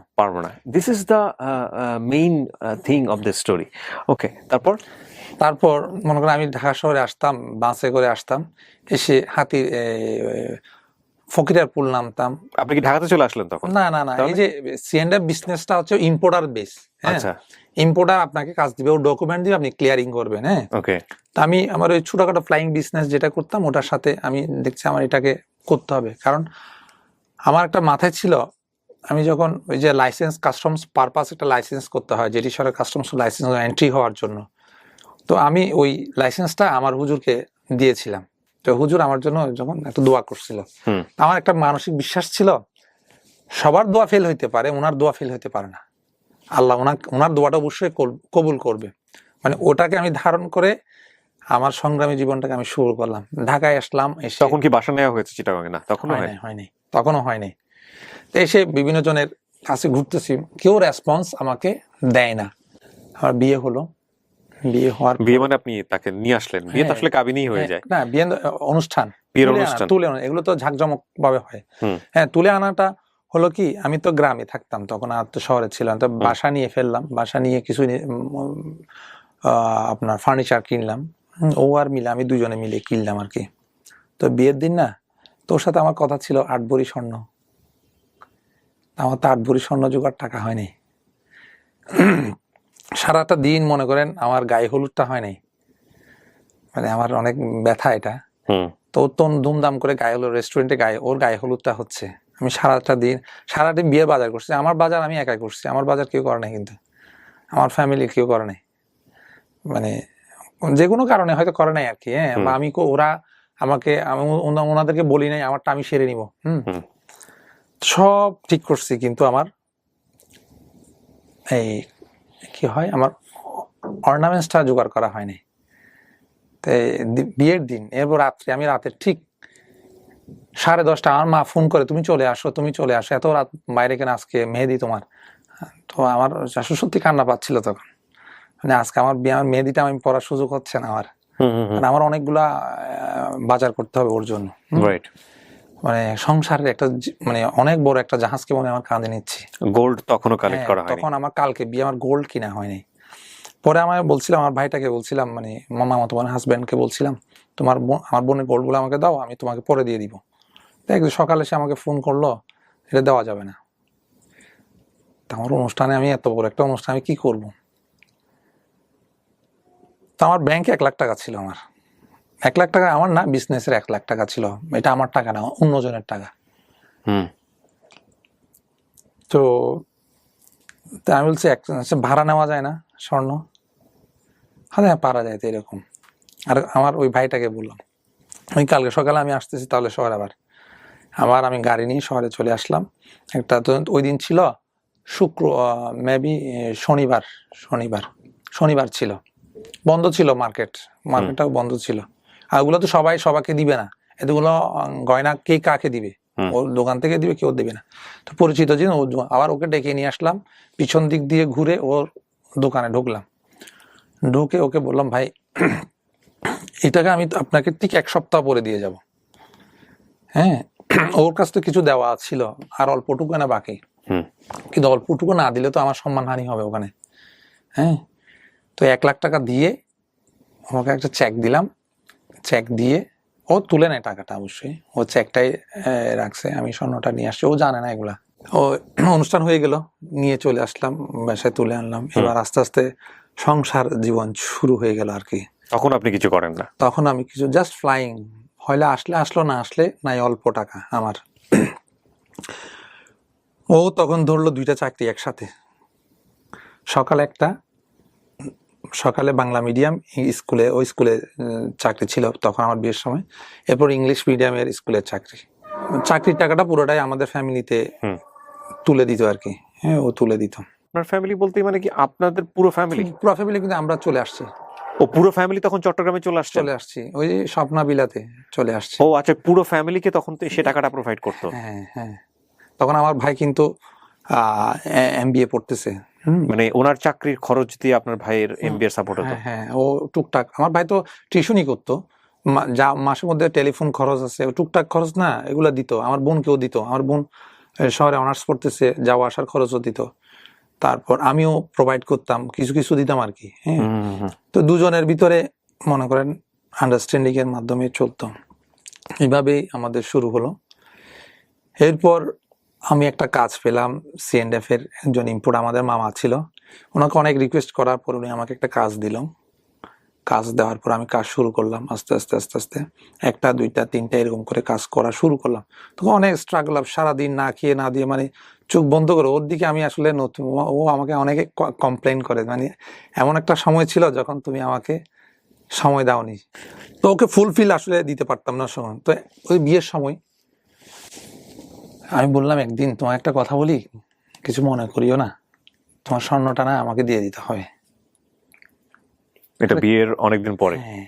কেন? কারণ ওখান থেকে ফোন দিচ্ছে আমাকে, মানে আমি তো 1 সপ্তাহ পরে দেওয়ার কথা, কিন্তু 1 সপ্তাহ পরে দিতে পারতেছি না, হুট করে কেমনে দিব? আহা। হ্যাঁ, তো দেখো আমি তো আসলে এগুলো ভাড়া নিয়ে আসছি। ভীষণ কান্না করছে সেদিন, চোখ দিয়ে পানি পড়ছে। সে আমাকে তো বলতে পারতেছিল না, এটা দিয়ে দিছে, তা আমি দিয়ে আসছি। ও ঠিক মনে হয় ঠিক ওই সময় মাসখানেকের ভিতরে মনে হয় ও সেম ডিজাইনের আরেকটা বানিয়ে ফেলছে, ওর টাকা দিয়ে, ওর নিজের টাকা দিয়ে? ওর নিজের টাকা দিয়ে, ওর জবের টাকা দিয়ে, যাতে ফ্যামিলি যাতে বলতে না পারে মানে এইটা তোমার স্বর্ণটা কই। তো তখনও কিন্তু ওই মামার অফিসে কিন্তু আমি আছি, মানে যে মামা আপনাকে বাসা থেকে বের করে দিল, এক দিল। অর্থে বলা যেতে পারে। তো আমার যখন 1টা 2টা কাজ হচ্ছে না, তখন মানে ক্যাপিটাল ক্রাইসিসে পড়ে যায়। প্রতিটা ডকুমেন্টে আমাকে ক্রাইসিসে থাকতে হয়, 5,000 টাকা ধার করতে হয়, 10,000 ধার করতে হয়। মানে আপনি কি আপনার ফিউচারটা দেখতে পেতেন যে আপনি কিছু একটা হবেন একদিন, কিছু একটা করবেন একদিন, ওটা দেখতে পেতেন নাকি শুধু দৌড়ে যাচ্ছেন? না, সেটা দেখতাম কি রকম, যখন কাস্টম হাউসে যেতাম না, তো কাস্টম হাউসে যারা C&F এর মালিক তারা তো গাড়ি থেকে নামতো, মানে অলমোস্ট মনে করেন সবারই, মানে যারা পজিশন আছে সবারই গাড়ি আছে, এবং বাজারের সবচেয়ে দামি গাড়িটা তাদের কাছে আছে। হ্যাঁ, BMW না থাকলে প্রিমিও তো আছে, পাজারও তো আছে। হ্যাঁ, ওরা গুলা থেকে নামে, আমি দাঁড়িয়ে দাঁড়িয়ে দেখতাম কখন আমার হবে এরকম, আমি গাড়ি থেকে নামবো। হ্যাঁ, আর সবাই সার সার করবে। এই স্বপ্নটা দেখতেন? হ্যাঁ, অথচ তখন আমার তো লাইসেন্স নাই, মানে ও কাজ করতে তো লাইসেন্সের দরকার হয়, আমার তো লাইসেন্স নাই। আমি 2-1টা কাজ যেগুলো জোগাড় করি এগুলো মামার লাইসেন্সে করি। হ্যাঁ, তো আমার ওয়াইফকে বলতাম, তো টাকা নাই, তুমি আমাকে কিছু টাকা ম্যানেজ করো না। হ্যাঁ, ও এমনও দিন গিয়েছে, ওর বেতনটা পেয়েছে, সে বেতনটা তুলে বলছে, ঠিক আছে শপিং এ আসো, মার্কেটে আসো, মানে অমুক মার্কেটে আসো, আমি ওখানে দাঁড়াচ্ছি, তুমি এসে টাকাটা নিয়ে গিয়ে তোমার কাজ শেষ করবে। আমি ওর কাছ থেকে টাকাটাই নিয়ে গিয়ে আমার কাজটা শেষ করতাম এই অল্প সময়ের ভিতরে। মানে ডেলিভারি অর্ডারটা নিতে হবে, ডেলিভারি অর্ডার নিতে হলে টাকা লাগে, ওর কাছ থেকে টাকা নিয়ে আমি আমার কাজ, সে আমাকে সাপোর্ট দিয়ে গেছে এইভাবে। আমার অফিসের স্টাফরা আমাকে ওর বন্ধু বান্ধবের কাছ থেকে, মানে অফিসের স্টাফ মানে কি, আমি 2জন মানে অল্প বেতনে রাখছি, তারা মোটামুটি তারাও লোন করে আমাকে আমার কাজটা হেল্প করতেছে। ইন দ্য মিন টাইম এভাবে চলতেছে, মানে পরিবারের ভিতর মনে করেন টানা, মোটামুটি আব্বাকে কোনো বুঝতে দিচ্ছি না যে আমরা কষ্টের ভিতরে আছি, বা ক্রিটিক্যাল মোমেন্টে এটা আব্বাকে আমার টেনশন করবে। হ্যাঁ, কি করতে কি হয়ে যাচ্ছে, তখন আমার ভাইয়ের জব হয় না এখনো, সে MBA পড়তেছে বা MBA পাস করবে এরকম। একদিন আমাকে বলল, ওই মামাটাই বলল, যখন আমার কাজটা একটু ভারী হচ্ছে না, মানে 1টা থেকে যখন 10টায় আসলো মাসে, তখন আমাকে একদিন বলল, তুমি অন্য জায়গায় অফিস নাও। তখন আমার বান্দা আকাশ ভেঙে পড়ার মতো। মানে একটু এগিয়েছেন তো হ্যাঁ। আরেক ধাক্কা। তো আগ্রাবাদ এরিয়াতে একটা অফিস দিতে গেলে তো 5 লক্ষ টাকা লাগে, অ্যাডভান্স দিতে হয়। 50,000 টাকা পকেটে নাই। হ্যাঁ, আমার 50,000 না, 20,000 টাকা তখন তো অ্যাডভান্স দেওয়ার ক্যাপাসিটি নেই আমার। হ্যাঁ, মানে 20,000 টাকা দিয়ে আমি কোথায় যাবো আবার? তা আমি তো বিজনেস করতেছি, এরা তো টাকার দিক দিয়ে মনে করেন টাকা দিয়ে মূল্যায়ন করবে। বিজনেসের ক্ষেত্রে তো আপনি সমপরিমাণ না হলে আপনাকে মূল্যায়ন করবে না। তা আমার অফিসটা যদি আমার অফিসের মতো না হয় তাহলে তো তারা আমাকে মূল্যায়ন করবে না। তো ওনার অফিস দেখে তো মূল্যায়ন করে আমাকে। হ্যাঁ, আপনার অফিসে হ্যাঁ। যখন আসবে তখন দেখে বুঝবে কি তো অবস্থা। আমি এটা অ্যাভয়েড করে গেলাম। না, দেখি উনি আমাকে আর এলাও করতেছে না। উনি বলছে আমি অমুক তারিখ থেকে আমি তোমার রুমে আরেকজন বসাবো, তুমি অন্য জায়গায় অফিস দেখো। আমার 3টে স্টাফ ছিল, তো আমি বলছি একটু অফিস দেখো তো তোমরা। তো ওরা কয়েকটা অফিস দেখছে, দেখার পরে বলল স্যার একটা অফিস পেয়েছি। না চলো। তো একটা বিল্ডিং এর 6 তলায়, লিফট নাই, ঠিক এইরকম একটা অ্যাজ ইট ইজ এইরকম একটা রুম, 6,000 টাকা ভাড়া। 50,000 টাকা চেয়েছিল, গরিব মানুষ ছিল তারা, মানে ওই বিল্ডিংটা ডেভেলপার করেছে তো, তো ওই মালিক ছিল গরিব, মানে 3-4 ভাই। হ্যাঁ, তো উনি একদম গরিব ছিল, আমি যার ছিলাম। আঙ্কেল আমি তো একদম ছোট মানুষ, আপনাকে আমি 20,000 টাকা দিব, আর 1,000 টাকা করে কাট রাখবেন, 5,000 টাকা আপনাকে আমি ভাড়া দিব। ওকে। তা উনি রাজি হয়েছে, বাবা আমাকে 5 তারিখের ভিতর টাকাটা দেওয়া যায়, ঠিক আছে তুই 5 তারিখে দিয়ে দিও। ঠিক আছে, তোমার আপনাকে 5 তারিখে। তো এরকম একটা অফিসে আমার একটা টেবিল নিয়েছিলাম, আমি ওই অফিসে থাকতে আমার অফিস টেবিলটা নিয়ে আসছিলাম, আর 2টা টেবিল নিয়েছিলাম 2,000 টাকা করে। সামনে আমার স্টাফ 2জন বসতে হবে, আরেকজন দাঁড়িয়ে থাকতে হবে, তা আরেকজন বসতে পারতো না, চেয়ার ছিল, চেয়ারে বসে থাকতো সে। তো টুকটাক এরকম করে আমি আস্তে আস্তে কাজ শুরু করলাম, সবাইকে নক করতেছি, বিভিন্ন জনকে। তার আমার রিলেটিভের ভিতর মানে আমদানি রপ্তানির সাথে খুব কমই জড়িত, শুধু একজন মামাই ছিল। হ্যাঁ, উনি আমার এখনো সাইনবোর্ড। তো বন্ধু মহলের ভিতর ওরকম কেউ ছিল না যে যাদের পরিচয় দিয়ে আমি বড় হতে পারবো। ওকে। হ্যাঁ, তো মাথায় আনলাম, আমি একটা টাইলসের ডকুমেন্ট পেলাম, তো টাইলসের ডকুমেন্ট পেলাম, আমি খুব কম পুঁজি মানে খুব কম প্রফিটে কাজটা করে দিয়েছি। হ্যাঁ, কাজ করে দেওয়ার পরে ওনার মাথায় আমার ধরছে, মানে আমি আগের জনকে তো অনেক টাকা দিতাম, কিন্তু এই তো অনেক কম দিয়ে করছে। এবং উনি কিন্তু বাংলাদেশের ভিতরে টাইলস ইম্পোর্টের ক্ষেত্রে মানে 1 থেকে 5 গুনলে ওনাকে গুনতে হবে। সবাই ওই একটা জায়গায় গিয়ে ক্লিক করে, সেটা হচ্ছে অনেস্টি। অনেস্ট মানুষ কোথাও না কোথাও গিয়ে ক্লিক করবেই করবে। তো তো উনি চিন্তা করলো, কি রে, আমার ডকুমেন্ট তো আমার 10টা একসাথে, এক বিএলএ 10টা হয়। তা আমি বলছি, ভাই আপনি আমাকে এক বিএলএ 1,000 করে, এক কন্টেনারে 1,000 করে 10,000 টাকা দিয়ে। তার ধরেন ওনার 40-50,000 টাকা এমনি ডকুমেন্টেশনে বেঁচে যাচ্ছে, এটা কস্টিং এ আসতেছে। তো কারণ আমি তখন একটা থিম নিয়েছিলাম, মানে আমার বিজনেসের এখনো থিম, সেটা হচ্ছে যেহেতু আমার ক্যাপিটাল নাই, তাহলে আমার ক্যাপিটাল কি? আমার ক্যাপিটাল হচ্ছে আমার সততা। আমার ক্যাপিটাল কি? আমার যোগ্যতা, দক্ষতা, এগুলি আমার ক্যাপিটাল। তো এবার আমি ওনার রেফারেন্স ইউজ করলাম, ব্রাদার আপনি আমাকে হেল্প করেন, আমাকে অমুক অমুকের একটু রেফারেন্স দিন। তা আমি যখন গিয়ে একটু ফোন বলবো, আপনি একটু ফোন ধরাই দিন, আপনি একটু কথা বলিয়েন। তো এরকম মানে সবাইকে একটা মানে বিশ্বস্ততার একটা প্রশ্ন, সিম্বল দাঁড়া করলাম ওই ফলের জগতে। আমি নিজে এখন ফল আমদানিকারক, তো মামাকে ওইদিকে সিম্বল দাঁড়া করলাম, টাইলসের জগতে ওনাকে দাঁড় করালাম। এখন 2টা মার্কেট নিয়ে আমি কাজ করতেছি, যতগুলা ইম্পোর্টারের কাছে যায় 2জনের সাইনবোর্ডটা ইউজ করে আমি অমুকের কাজ করি, একটু কথা বলেন। তো ওনারা তো মোটামুটি আমার অবস্থান দেখে আমার ভালোই বলে, খারাপ বলে না। হ্যাঁ, কারণ তাদের এমন এক জিনিসকে আমি বাঁচিয়ে দিয়েছি, যেটা এটা আমি না গেলে হয়তো ওরা অনেক পরে জানতো জিনিসটা। হ্যাঁ, মানে সেক্টরটাকে আমি চেঞ্জ করে দিয়েছি, কিন্তু 2 জায়গায় আমি চেঞ্জ করে দিয়েছি, আমি বলতে পারবো এটা, এই ফলের জগতে আর টাইলসের জগতে। আচ্ছা, মানে আমার পর থেকে সবাই কম বিল করতেছে না। তো এরপরে শুরু করলাম, না আমার তো আসলে খরচ যায়, এই 2-1টা কাজ করে আমার পোষায় না। তো আমি করলাম, আমার তো কোনো লাইসেন্স নাই, জাস্ট আমার একটা কাস্টমস, যেটি সরকার কাস্টম লাইসেন্স আছে, এটা জাস্ট এন্ট্রি পাস। আমি রেফারেন্স কার মামার নোট, মামার লাইসেন্সে কাজ করতে হয়। 10 লাখ টাকা লোন নিলাম, আবার আকলিমা থেকে ওনার স্বর্ণ যেগুলা ছিল বিক্রি না বিক্রি করিনি, আমি বন্ধক। বন্ধক দিলাম।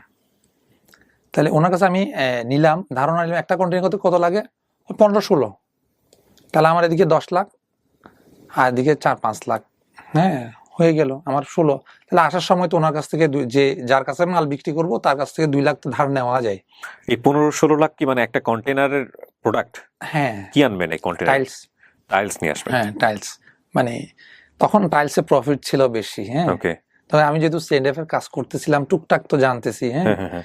অত বেশি কাজ করি নাই, তখন অল্প অল্প কাজ করতেছিলাম। তখন নিজে যখন কাজ করলাম, 2টা কন্টেনার, আমি 16 লাখ টাকা দিয়ে 2টা কন্টেনার অর্ডার করলাম। মানে Okay. তখন ওটার জন্য লাগে 30 লক্ষ টাকা। ওকে। তাহলে আমি ঘাটতি ছিল আরো 15 লাখ ঘাটতি ধরেন। এই ধুমধাম করে এগুলো করে ফেলতেছেন, মানে আপনি এই সাহসটা পাচ্ছেন হ্যাঁ, কিভাবে? এটা আমি আমি আমি আমি নিজের উপর মানে সাহস করতে এখনো বিলিভ নাও, এখনো আমার যদি ক্যাপিটাল 2 কোটি হয় আমি 3 কোটি ইনভেস্ট করে ফেলেন। ইনভেস্ট করে ফেলি।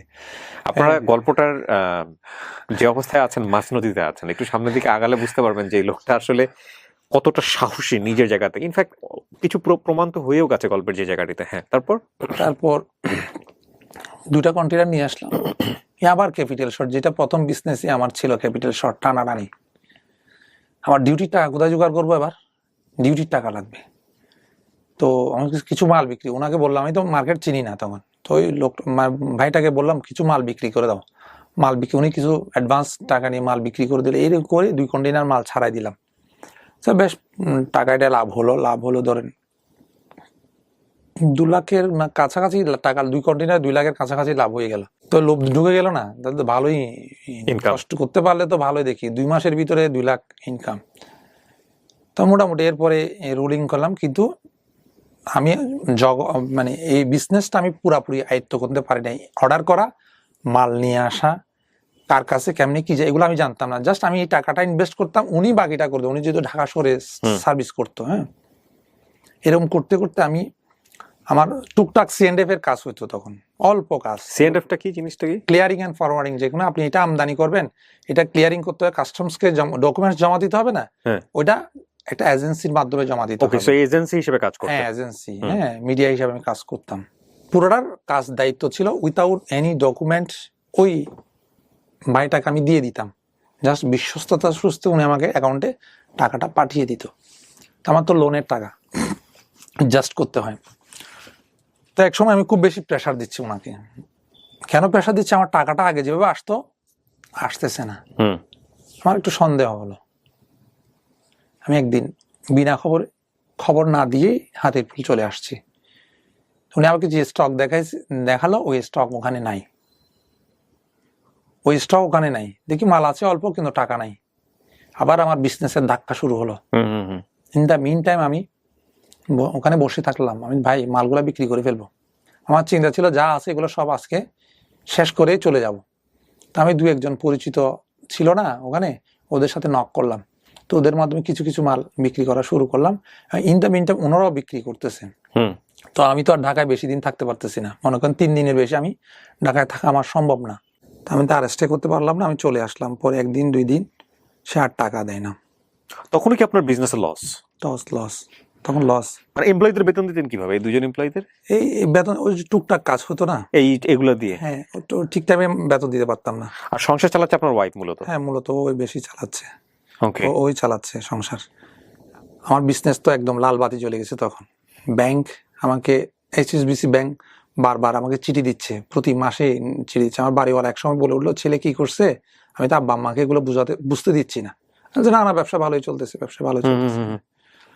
তো একদিন বাড়িওয়ালা বলছে, ভাই দেখেন এখানে তো এরকম চিঠি আসতেছে, মনে হয় নিশ্চয় কোনো লোনের কোনো কেস হতে পারে। আব্বা আমাকে একটু জিজ্ঞেস করছে, না না সামান্য লোন আছে, এগুলা দেওয়া হয় না তো সেজন্য। এবং এই লোনটা ব্যাংক থেকে এমন ভাবে তোলা হয়, এটা কিন্তু একদম মানিজ্যের প্রশ্ন হয়ে যায়। যাদের সাথে আপনি যোগাযোগ মেনটেন করবেন ওদেরকে গিয়ে নক দেওয়া শুরু করে। ও কি করলো, ওর বোনের কিছু এফডিআর ছিল। ওর বোনের? হ্যাঁ, মানে আপনার ওয়াইফের বোনের? হ্যাঁ। বলছে, বোন আপু থেকে আমি 5 লাখ টাকা তোমাকে নিয়ে দিই, তোমার যা লোন ছিল। আমার 2টা ছিল, ব্র্যাক ব্যাংকে, এইচএসবিসি তে। 2টা তো একদম কঠিন ব্যাংক, বুঝলেন না? আর 2টা শোধ করে দিলে তুই 50,000 করে মাসে দিতে পারবা? হ্যাঁ দিতে পারবো, কিন্তু আসলে দিতে পারবো না। না, আমার একটা প্রশ্ন চলে আসছে এতক্ষণ গল্পটা শোনার পরে, যে আপনার এই যে এতবার ফেইলার এবং সে কম বেশি বিষয়গুলো ইনফর্ম আপনার ওয়াইফ, হ্যাঁ, তারপরও সে আপনার উপরে এত আস্থা রাখতেছে কিভাবে? মানে গহনা বন্ধক রেখে হোক, বোনের এফডিআর ভেঙে হোক, বা যে কোনো ভাবে হোক, সে আপনাকে সাপোর্ট দিয়ে সে যাচ্ছে। সাপোর্ট এই কারণেই দিচ্ছে, সে যে আগে বলছে আমার মানে ওর আত্মীয় স্বজনে, আমি তো প্রেম করে বিয়ে করছি, মানে ও তো প্রেম করে বিয়ে করছে, সেটেল ম্যারেজ না। হুম। তো ওর আত্মীয় স্বজন এনেছিল যেগুলো ভালো ভালো প্রপোজাল, অ্যাকসেপ্ট না করলো তো ওদের সামনে মানে ওনার জন্য একটা চ্যালেঞ্জ হয়ে গেছে চ্যালেঞ্জ যে হয়ে গেছে, আমাকে দাঁড় করানোটা ওর জন্য একটা চ্যালেঞ্জ এটা।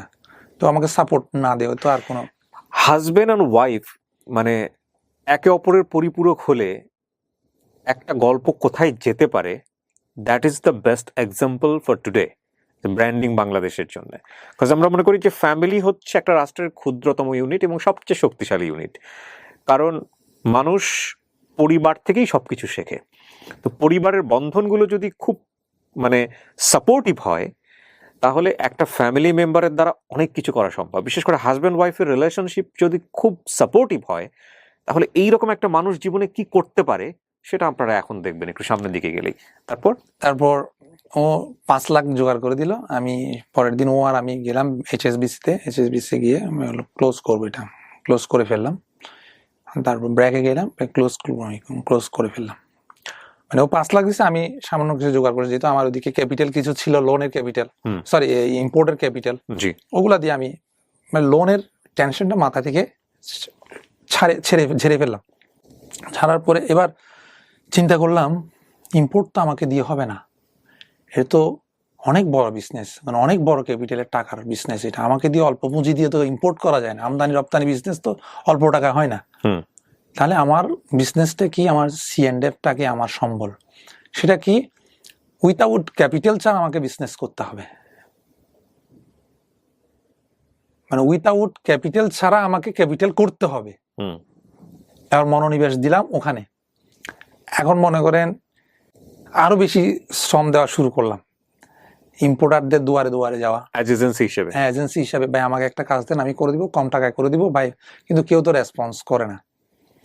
তো মামা কিন্তু আমাকে ডকুমেন্ট সাপোর্ট দিয়ে যাচ্ছে, অল্প অল্প অল্প অল্প করে দিয়ে যাচ্ছে। তো উনিও মাঝে মধ্যে বলে, কিন্তু আসলে বললে তো দেয় না সবাই। ইন দ্য মিন টাইম এটা শেষ করলাম, আর একটা ধাক্কা আসলো, আমার ওই মামাটা আবার আমাকে একটা প্রপোজ করলো, তুমি আমার লাইসেন্সে কাজ করতে পারবে না, তুমি তোমার নিজের লাইসেন্স করো, তারপর তুমি কাজ করো। কেন? আমার যখন 8-10টা হলো না, তখন হয়তো ওনার স্টাফদের ভিতরেও একটা জেলাস চলে আসছে, শিমুল হয়তো উপরে উঠে যাচ্ছে। আর কোনো ক্রিটিক্যাল ডকুমেন্ট যদি চলে আসে, লাইসেন্সের উপর আঘাত আসবে, মনে করো অনেকে 2 নাম্বারই মাল নিয়ে আসে না, এখন ওনার লাইসেন্স আর করতে দেবেন আর কি। মানে আমার অফিস আর ওনার অফিস তো দূরত্ব হয়ে গেল, মানে আমি কি কাজ করতেছি এটা উনি তো জানে না, হয়তো আমি টাকার লোভের জন্য অনেক 2 নাম্বারই কাজ করে ফেলতে পারি, কথা বুঝেন না? স্বাভাবিকভাবেই ওনার জায়গা থেকে উনি লাইসেন্স শেয়ার করবে না। হ্যাঁ, উনি আমাকে আঘাত দিল, তুমি আগামী মাসের অমুক তারিখ থেকে আমার লাইসেন্স ইউজ করতে পারবে না, যা ডকুমেন্ট গুলো আছে তুমি ডেলিভারি কমপ্লিট করে ক্লোজ করো। তাহলে আরেকটা ধাক্কা, একটা লাইসেন্স, বর্তমানে কোনো লাইসেন্স সরকার দেয় না, আর কোনো বাজারে কোনো লাইসেন্স কিনতে গেলেই আমাকে গুনতে হবে 20 থেকে 30 লক্ষ টাকা। একটা বিজনেস কোথায় শুরু হয়েছিল 20 থেকে 25 হাজার টাকার বনফুলের প্রোডাক্ট দিয়ে শুরু হয়েছিল অ্যাজ এজেন্ট হিসেবে, সেটা এখন কোথায় এসছে? And the thing is that আমরা এখন পর্যন্ত লাভ দেখতে পাচ্ছি না, কিন্তু আপনার জীবনের যে অভিজ্ঞতাগুলো হচ্ছে প্রতি পদে পদে, সেটা কিন্তু অমূল্য, সারা জীবন ভেঙে খাওয়ার মতো। জি বলেন। তারপর লাইসেন্স কোথাও পাচ্ছি না, হঠাৎ করে মামাটা আমাকে একদিন বলল, ও মানে আমার এক পরিচিত মহল লাইসেন্স বিক্রি করে ফেলবে, তুমি যদি কিনতে চাও নিয়ে নাও। আমি কত টাকা হয় ভেঙে দিব, যা হয়। আমি মামা দেখা, আমার কাছে তো টাকা বেশি নাই, আমি অত টাকা কেমনে দিব, আপনি আমাকে যতটুকু পার একটু হেল্প করিয়েন। আচ্ছা ঠিক আছে, তুমি আসো। তো আমার কাছে যে টাকা নাই এটা আমি কাউকে কিন্তু বুঝতে দিই না, শুধু আমার ফ্যামিলি ছাড়া, আত্মীয় ছাড়া আমি কাউকে বুঝতে দিই নাই আমার কাছে টাকা নাই। আমার কাছে সব টাকা আছে, কত তোমার 50 লাগবে দিব, মানে বাইরের বিজনেস ওয়ার্ল্ডে। হ্যাঁ ঠিক আছে, আমি পারফেক্টলি ওকে। তো বসলাম কথা নেই, নেভার শোজ ইউর উইকনেস। আজকের এই স্টোরিতে অনেকগুলো লেসন আছে যেগুলো আপনারা যখন এই অনার্স মাস্টার্সে পড়বেন সেগুলোতে থিওরিটিক্যাল আপনাদেরকে শেখানো হবে, কিন্তু এখানে সব পাঠাবেন, কম্পাইল একটা মানে প্যাকেজ যেখানে সবকিছু আছে ম্যানেজমেন্টের, ওকে, যে never shows your weakness to others. বসলাম, তো বলছে বাজারে তো এখন এরকম চলতেছে, আমাকে 20 লাখ দিতে হবে, ওই ভদ্রলোক বলল। তো না সরি, একটু বেশি বললো। মামা বললো যে দোস্ত তুমি অত চাইও না, টাকা 20 লাখ দিবে তোমাকে। হ্যাঁ ঠিক আছে 20 লাখ, কিন্তু টাকাটা একসাথে দিব না। আমি আপনার লাইসেন্সের পার্টনার হবো 50%, পুরা না, কারণ আমি তো পুরা দেওয়ার ক্ষমতা রাখতেছি না।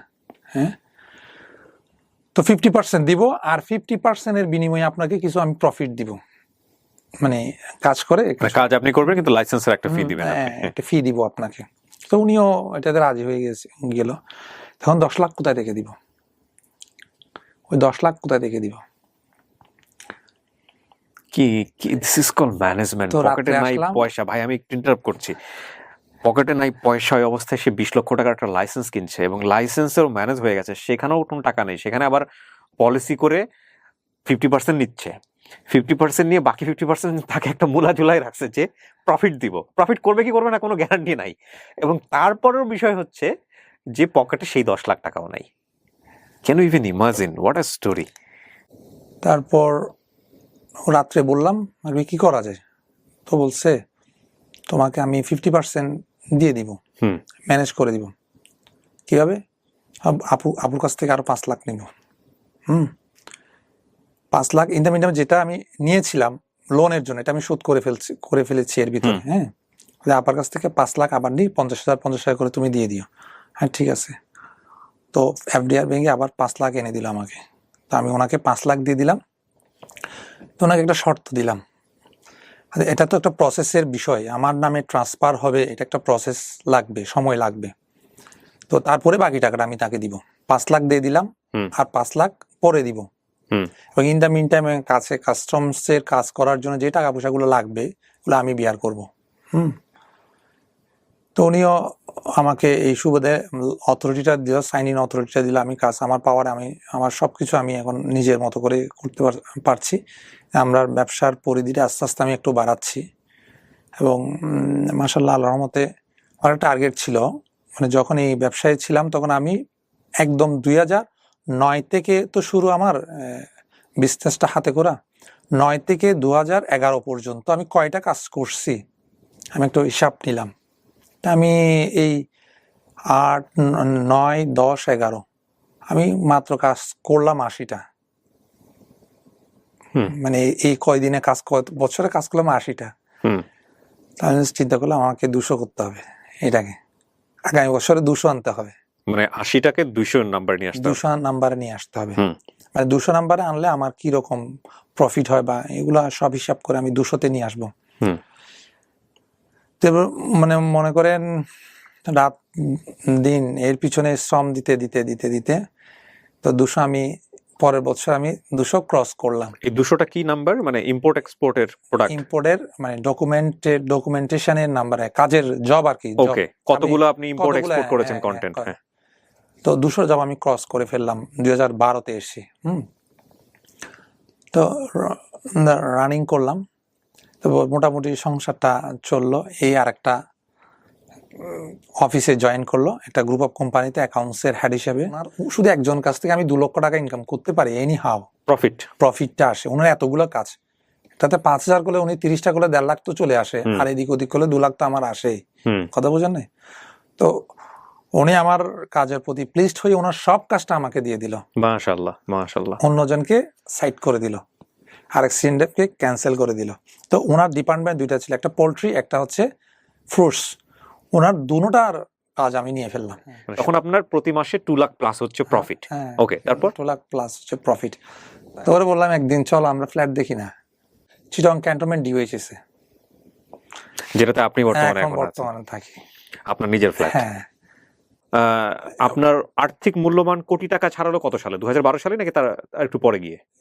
এরপরে গিয়ে 13-14-14-তে গিয়ে 14-15-তে গিয়ে আমার মোটামুটি আমি কোটি টাকা ক্রস করেন আপনি? ক্রস করে ফেলি। এরপরে যখন আমি ওই যে টার্গেট করলাম প্রথম আমার 80 থেকে 200-200 পরে আমি করলাম, এবার করতে হবে আমাকে 400 বছরে। বছরে 400 দেখলাম, আমি ওটাই ক্রস করলাম। মানে টার্গেট যেটা রেখেছেন টার্গেট ফিল আপ হয়েছে। টার্গেট ফিল আপ করলাম, এরপরে করলাম 500 আসতে পারে, কারণ আবার 200 বাড়া যাবে না এখন, মানে এখন আর 200 বাড়ানো যাবে না, আচ্ছা, আমাকে 500 করতে হবে। মানে 200 থেকে জাম্প করে 400, 400 থেকে 500, 500, 500 মিট করেছেন। হ্যাঁ 500। পকেটে 1 টাকা রেখেছিলেন এক সময়, যে 1 টাকা এটা রাখতে হবে, পকেট শূন্য করা যাবে না, সেখান থেকে আপনি আজকে কত টাকার মালিক? বিজনেসের ভ্যালু ধরলে এখন 5 কোটির অ্যাভাব হবে, 5 কোটির উপরে। মানে একদম ক্যাশ ক্যাপিটাল এটা, কারণ ওখানে তো কাগজের দাম, কথা বুঝেন না, ওই রকম না যে আমার একটা এখানে এফডি আর অমুক সমুক। হ্যাঁ না, কিন্তু সবচেয়ে বড় কথা হচ্ছে আপনার মার্কেট যে ভ্যালুটা, হ্যাঁ। মানে লোকজন আপনাকে যেটা চেনে সেটা তো একটা, এটা তো বুস্ট আপ, এটা তো আসলে এটার ইকোনমিক ভ্যালু দাঁড় করানো খুব খুব মুশকিল। হ্যাঁ, এটা হচ্ছে বিষয়। কিন্তু আমি আপনাকে একটা কোশ্চেন করতে চাই, আমি গল্পটা যে জায়গাটায় নিয়ে এসেছি, এই যে আপনার লাইফ, মানে আকলিমার সঙ্গে পরিচয় হওয়ার পরে আপনার স্ট্রাগল বা তার সমসাময়িক আপনার যে বিজনেস শুরু করা, এই লাইফে আপনি সবচেয়ে বড় যদি ক্রেডিট দিতে হয় আল্লাহর পরে, তাহলে আপনি কাকে দিবেন? এখন তো বলি তাকে বলি। যে মানুষটার কথা বলা হচ্ছে, এই মানুষটা স্টুডিওর বাইরে ছিল, এতক্ষণ তাকে আমরা কষ্ট করে বসিয়ে রেখেছি, আমরা এই মানুষটাকে একটু নিয়ে আসতে চাই এবং আপনাদের সঙ্গে পরিচয় করিয়ে দিতে চাই। আমি বারবারই বলছি, ব্র্যান্ডিং বাংলাদেশের ফার্স্ট এপিসোডটা আমি শুরু করেছি একটা রাষ্ট্রের সবচেয়ে ক্ষুদ্রতম ইউনিট, ফ্যামিলি থেকে, যে পরিবারে হাজব্যান্ড ওয়াইফের সম্পর্কের জায়গাটাতে আমি দেখিয়েছি বা দেখাবার চেষ্টা করছি যে এটা সাপোর্টিভ হলে একটা মানুষের জীবন কতটা মানে এক্সাম্পল দেওয়ার মতো হতে পারে। আমার আপনার কাছে প্রথম প্রশ্ন, বিয়ের পরে যখন আপনি, আপনার হাজব্যান্ড এসে বলল যে গহনাগুলো তো আসলে কোন একটা জায়গা থেকে নিয়ে আসছি, আমাকে সেই জায়গাটায় দিয়ে দিতে হবে, ওই সময়টাতে আপনার কি মনে হয়েছিল যে এই হাজব্যান্ডকে দিয়ে আসলে সংসার আদৌ হবে নাকি সম্ভব না? অনুভূতিটা কি ছিল একটু বলেন তো। না, অনুভূতিটা অ্যাকচুয়ালি ওইরকম ছিল আপনি না, ধারণা করতে কারণ পেরেছিলেন যে এই গোলটা কোথাও থেকে ভাড়া দিয়ে নিয়ে এসছে, ভাড়া দিয়ে নিয়ে এসে আপনাকে বিয়ে আমি হয়েছে? ওইটা ধারণা করতে পারি নাই তখন। কি মনে তখন হয়েছে? আমি কোনো কিছু ফিলিংস আমার মধ্যে ওইরকম ছিল না। যাক, আমি ওইটা চিন্তা করছি, ওর যদি কোনো একদিন যদি ওর ক্যাপাসিটি হয় আমাকেও বানিয়ে দিবে। পুরো গল্পটা আপনি তো এখন দেখলেন না, হয়তো যখন আমি প্রচার করব তখন দেখবেন। আমার বেশ কয়েকটা জিনিস খুব, মানে টু বি অনেস্ট বলি, সেটা হচ্ছে উনি খুব সৌভাগ্যবান। আজকের এই এপিসোডটা দেখার পরে অনেকেই বলবে যে এরকম সাপোর্টিভ ওয়াইফ আসলে খুব কপালে খুব কম মানুষেরই জোটে। তো আপনি একটা মানুষকে তখন বিয়ে করছেন, তার চাল নাই চুলা নাই, হ্যাঁ, থাকার কোনো জায়গা নাই, সে থাকে মানুষের বাসাতে, আপনি রাজি হয়েছিলেন কি কারণে?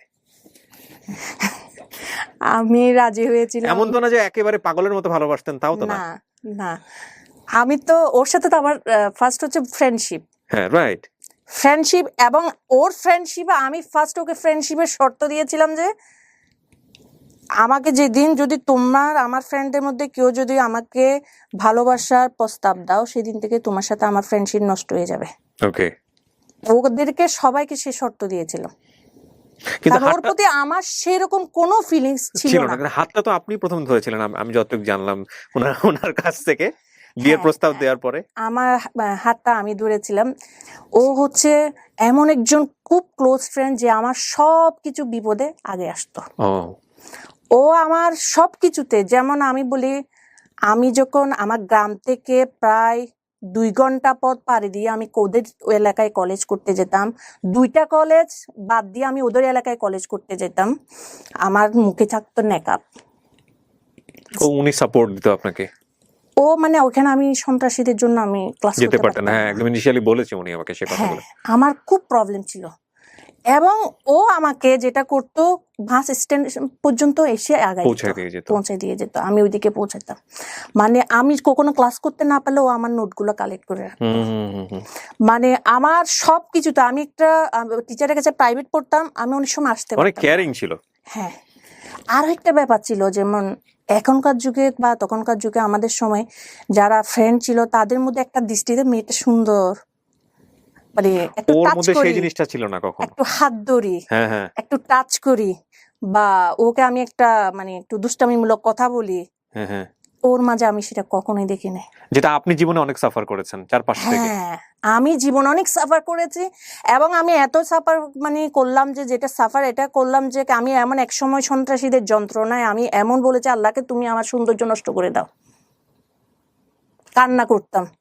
এমন একটা, আমি সরকারি চাকরি ফেলে গ্রাম থেকে টাউনে এক কাপড়ে পালাই আসছি সন্ত্রাসীদের যন্ত্রণায়। ওকে। আমার লাইফটা সেরকম গিয়েছে। সেখানে আপনি মানুষটাকে ব্যতিক্রম হিসেবে পেয়েছেন, কিন্তু আমি আমার ব্যতিক্রম হিসেবে পেয়েছি, তার মধ্যে মনটাকে সে দেখেছে, সে আমার আদার সাইড কিচ্ছু দেখে নাই। আপনি এখন কিসে আছেন? কোন জব করছেন এখন? না, আমি আর ও একসাথে তো বিজনেস আছে, এখন দুজন মিলে এক বিজনেস দিয়েছেন? একই মাশাআল্লাহ, business। মাশাআল্লাহ। একসাথে বিজনেস আমার করতেছি। একাউন্টটা পুরোটাই উনি নিয়ন্ত্রণ করে। ও এখন ও ভাবি, আমি একটু আপনার কাছ থেকে জানতে চাই, সেটা হলো যে আপনার জামাই যে আজকে এতটা সফল, আপনি কি আগে কখনো বুঝেছিলেন যে এই লোকটার দ্বারা হবে, এই লোকটা পারবে সফল হতে? একদম অনেস্ট অপিনিয়ন বলেন। একদম আমি বুঝেছিলাম। বুঝেছিলেন? আপনার জামাইয়ের ঘরে আসার আগে আপনাদের তখন আক্ট হয়েছে, ওই অবস্থায় আপনি জানতে পারেন যে ওনার শরীরে একটা ভাইরাস আছে, এটা একটা মরণঘাতী ভাইরাস, যদিও এটা ঘুমন্ত অবস্থায় আছে, যে কোনো সময় এটা চাইলে আল্লাহ না করুক জাগ্রত হইতে পারে। জাগ্রত হতে পারে। হুম। এটা জানার পরও আপনি তার সঙ্গে সংসার করলেন, আসলেন। হ্যাঁ, আমি যেটা জানার পরও ওর অনেক রিলেটিভ আমাকে ফোন করে বলেছিল এখনো আর সময় আছে, তুমি ছেড়ে দিতে পারো, কারণ ওর লাইফ রিস্ক আছে। আমি হাত যেটা একবার ধরেছি সেটা আমার ছাড়ার জন্য না। আর আমার ফ্যামিলিতে একটা কথা আছে, সেটা হচ্ছে তুমি লাল শাড়ি পরে ঢুকবা, সাদা কাপড় পরে বেরোবা। আমি তো ছাড়ার জন্য ওর হাতটা ধরিনি। আপনি হ্যাপি? আমি হ্যাপি। এটা আমি কিন্তু খুব বড় happy। একটা রিওয়ার্ড। ও কিন্তু আমার জন্য অনেক কিছু করেছে। আমি যেটা মনে করি অ্যাকচুয়ালি লাইফের মধ্যে সবচেয়ে যে জিনিসটা করতে হবে সেটা হচ্ছে স্যাক্রিফাইস। ট্রু। স্যাক্রিফাইস করতে হবে। আমি যদি স্যাক্রিফাইস করি আমি ফিউচারে কিছু পাবো, এটাই হচ্ছে ফার্স্ট। আর যেটা হচ্ছে অনেকে আমি এখন দেখি বিয়ে হয়ে যাওয়ার পর আমার শ্বশুরকে বা শাশুড়িকে, আমার শাশুড়িকে আমি একটু আলাদা থাকবো বা আলাদা করব, আমার মধ্যে কখনো ওই টেন্ডেন্সিটা ছিল না। আমি আমার দেবর, আমার ননদ, আমার শ্বশুর সবাইকে নিয়ে খুব চমৎকার। চমৎকার, মানে একসাথে থাকার আমার খুব আগ্রহ ছিল, আলাদা হয়ে পেয়েছি। হ্যাপি থাকা যায় না। হ্যাপি থাকা যায় না এখনো, যদিও আমরা হয়তো কিছুটা কারণে হয়তো আমি আলাদা ফ্ল্যাটে থাকি, আমার শ্বশুর শাশুড়ি আমার দেবরের সাথে আলাদা, কিন্তু আমাদের মধ্যে এখনো মধ্যে কোনো ধরনের মানে আমরা আলাদা থাকি এটা কেউ বলতে পারবে না, কারণ আমাদের মধ্যে সব সময় বন্ডিংটা এক। প্রিয় দর্শক এবং শ্রোতা, এই হচ্ছে আমাদের ব্র্যান্ডিং বাংলাদেশের ফার্স্ট এপিসোড। আমি এই অনুষ্ঠানে কি দেখাতে চাই সেটার জন্য আপনার ধারণা পেতে আরো 9টি এপিসোড অপেক্ষা করতে হবে। এবং সোশ্যাল মিডিয়া কেন্দ্রিক এই উদ্যোগটি আপনাদের সামনে নিয়ে আসছে স্টুডিও অফ ক্রিয়েটিভার্স লিমিটেড। আপনারা আশা করছি এই অনুষ্ঠানটিকে বেশি বেশি করে সাপোর্ট করবেন এবং এই অনুষ্ঠানটি সামনের দিনে আরো অনেক অনেক কিছু করতে চাই আপনাদের জন্য। এটা ছোট্ট একটা চারা হলো। এবং আমি আবারও বলছি, যে কথাটি অনুষ্ঠানের মাঝখানে বারবার বলেছি, রাষ্ট্রের সবচাইতে ক্ষুদ্রতম ইউনিট হচ্ছে পরিবার, এবং সেই পরিবার যদি ঠিক থাকে, সেই পরিবারের চারিত্রিক গঠন এবং ভ্যালুসগুলো যদি ঠিক থাকে, তাহলে সেখান থেকে বেস্ট আউটপুট আসতে পারে। এবং সেখানে হাজব্যান্ড অ্যান্ড ওয়াইফের রিলেশনশিপ এবং সেটা পারস্পরিক সম্পর্কের জায়গাটাতে, শ্রদ্ধাবোধের জায়গাটাতে দুজনের জীবনটাকে কতটা সফল করতে পারে, তার একটা বেস্ট এক্সাম্পল হচ্ছে আজকের এই দম্পতি। তাদের প্রতি আমাদের শুভকামনা থাকবে। আজকের মতো এখানেই শেষ করছি। সবাই অনেক অনেক ভালো থাকুন। অপেক্ষা করুন সেকেন্ড এপিসোডের জন্য। আজকের মতো আল্লাহ হাফেজ।